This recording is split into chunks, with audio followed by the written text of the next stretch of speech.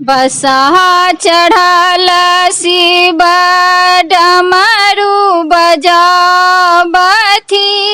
घर घर खोजथी कुमारी गे माई।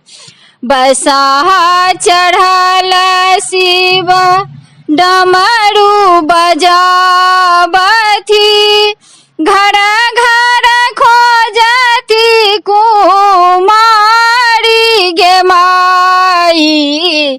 गाम के पश्चिम एक बसत हेमंत ऋषि, ओही घर गौरी कुमारी गे माई।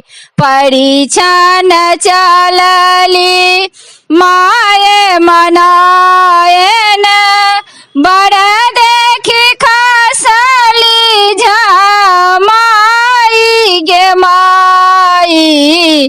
मन छल चित छल करब प्रथम बर, भागेल बुढ़बा भिखारी गे माई।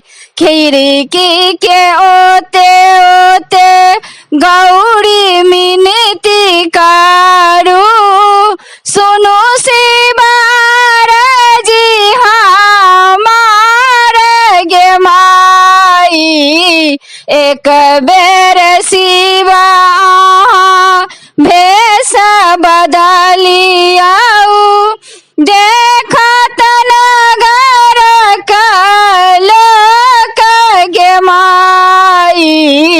एक बेर शिवा भेष बदलियाऊ,